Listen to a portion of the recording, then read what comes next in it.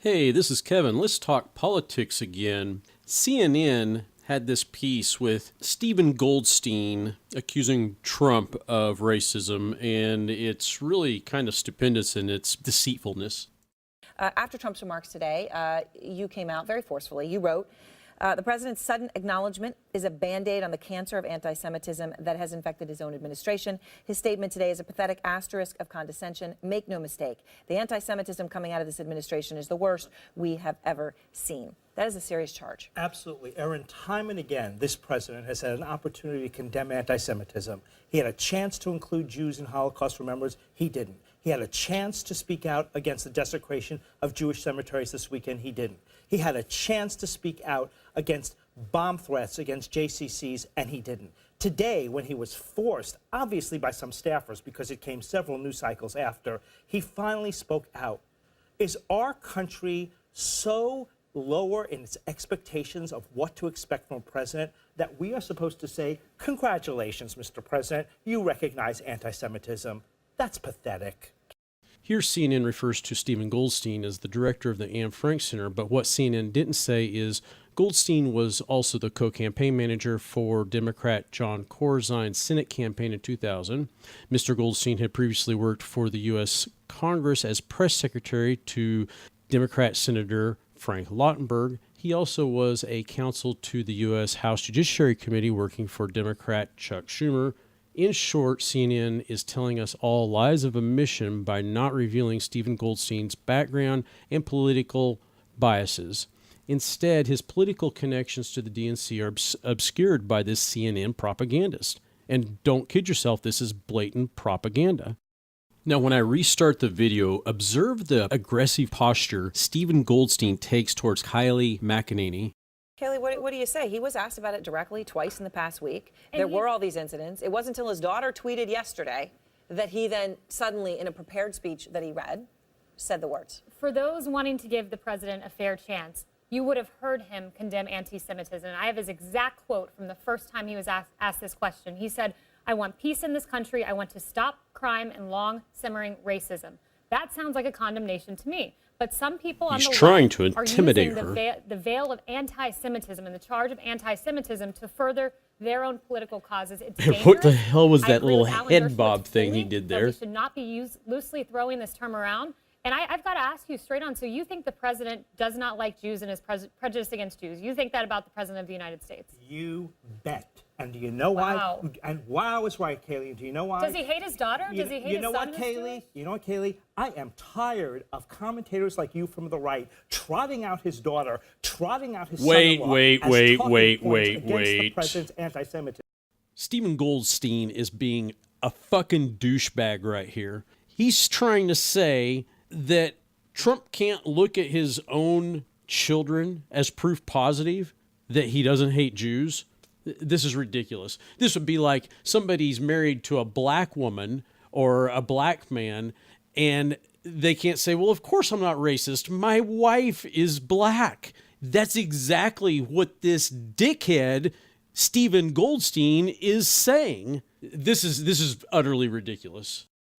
They are Jewish, but that is not a talking point against anti-Semitism. Yes, it is. Let's dissect your statement. Have you no ethics than to No, you have no ethics. People's religion as a talking point? Let's make this and no shame. Anti-Semitic. Let's make this a dialogue instead of a monologue.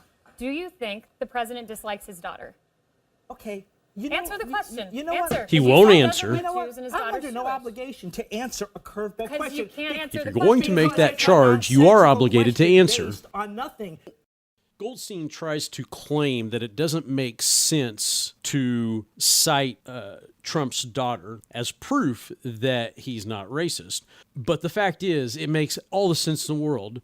But it is a charge that the left wing repeatedly tries to use, that using your connections and friendships as proof that you're not a racist does make sense. And the left needs to quit trying to deny that, because a person who's racist doesn't have black friends. They don't have Asian friends. They don't marry people of other colors. This is just ridiculous.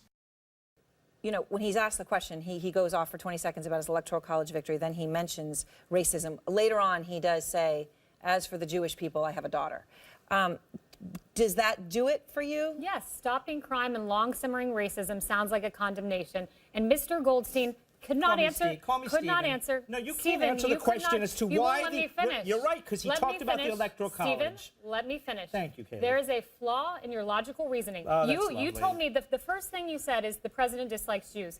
The second thing you said when I asked, does he dislike his daughter? You said, wow, I don't look have at this to answer that insulting question. condescension. That's There's a very nice. flaw That's very in your nice reasoning. for Breitbart And News, you but are not for using- CNN. you You are are using using- fake news arguments. Shame on you. You are using because you just didn't watch what was on there. He responded about the Electoral Isn't it College. true, though, Kayleigh? I mean, using- putting aside just your immediate Yes. discussion here, but it is true that when someone is close to somebody, they can see them differently as they see others. They can see others as another, and they can see a person, well, you are this, but it doesn't matter. Yeah, I When call it comes- bullshit I on mean, if that you look at because, what happened as throughout most history, gay that's people certainly can been true attest with to, anti-Semitism family and many connections other things. are denuded he and said mean next to the nothing Prime Minister to a of Israel, hater. who said, "I've What known means this man most is my what whole they life," hate. essentially, Donald So, Trump, and he is if the he greatest hated defender of Jews, he would just hate Jewish his daughter for people marrying I a know. Jew. And I think it's So very this is sad all that we have liberal bullshit. commentators, Complete and utter Stephen particular, bullshit. who is And using CNN's charges, helping to vile spread it. charges like anti-Semitism I and mean- racism with no evidence Yeah, behind it. Kayleigh's right. The Prime Minister of Israel did say that. I'm he sorry. did say that. Hey, but listen to what Donald He is Trump a said. conservative Here's Jewish what leader Donald of Trump Israel. said next to the Prime Minister of Israel. He talked about the Electoral College. We're talking about Donald Trump. We're not talking about Bibi Netanyahu here.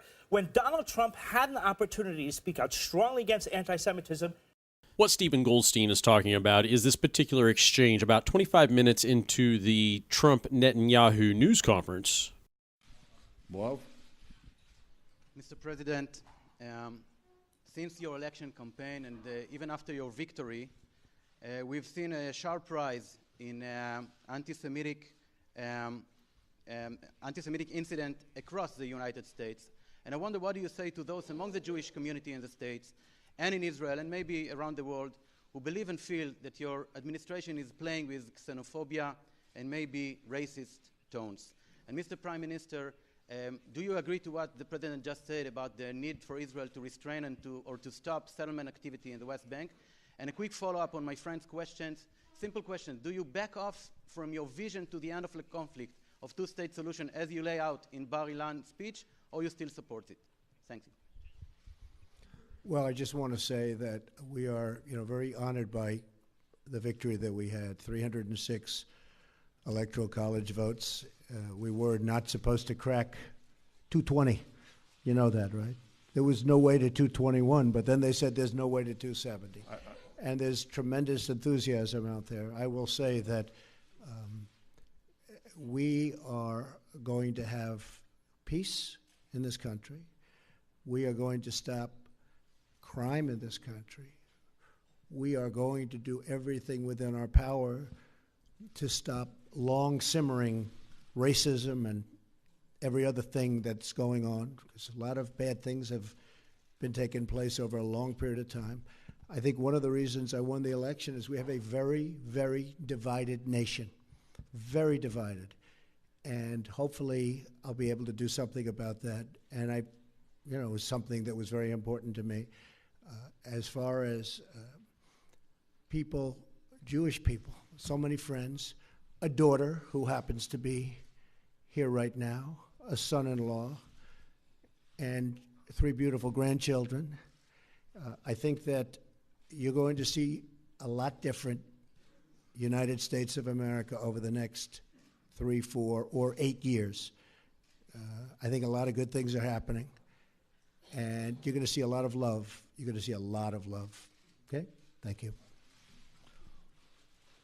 It's pretty obvious what we have here. Somebody trying to make a mountain out of a molehill. Yes, Trump mentioned the Electoral College. He mentioned it in reference to things being pretty tight and that we were a divided nation and that tempers were flaring, but that he wasn't going to tolerate it and that his own daughter was Jewish and that he wanted to have basically love and respect between people. He told this in his typical Trump fashion, but any reasonable person should be able to deduce what he means in this answer.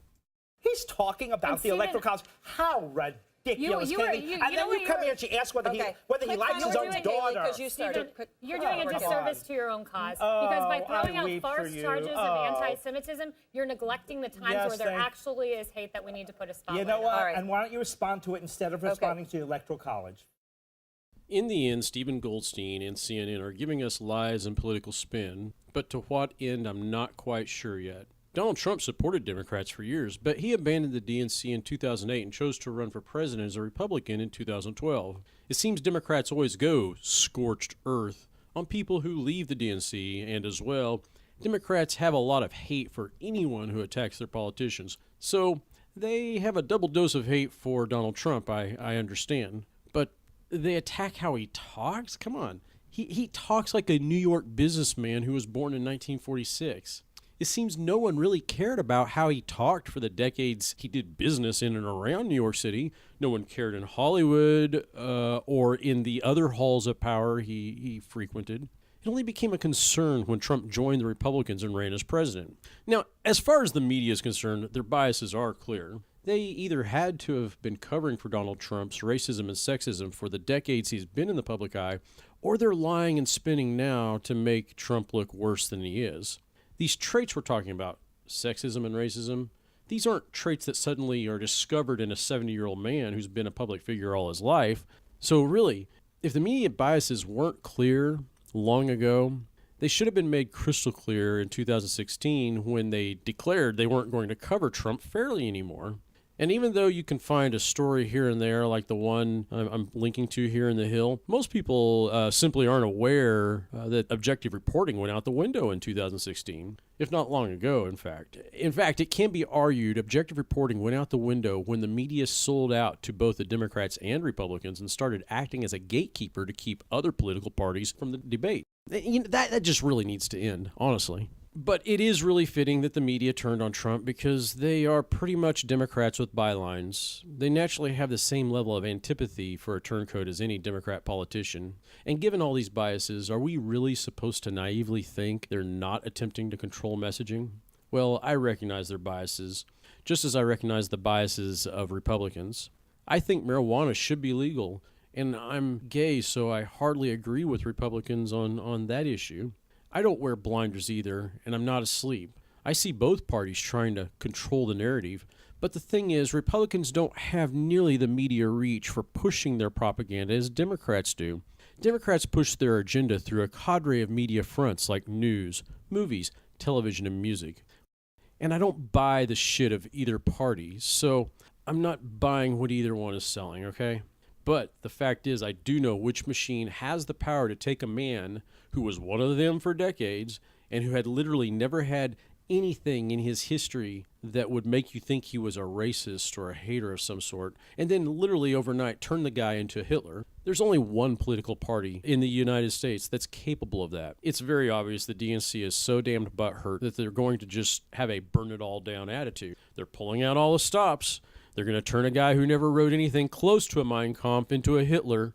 Well, that kind of vitriol only leads to one place. You see, Trump looks like a hero to his supporters because he's standing up to these baseless attacks. But on the flip side, it further turns Trump into a villain to Democrats because, after all, he's Hitler and he has to be taken out. You have to take out Hitler at all costs. Just the way this rhetoric is designed, it seems like it's meant to create a situation where neither side can back down. I didn't vote for Trump, but I know Trump voters. Those millions of people who voted for Trump aren't going to go away. Yet it seems like the Democrats are ready to commit open warfare on them, if not in reality, at least in spirit. Now, if the right decides to fight back against this, where does all this end?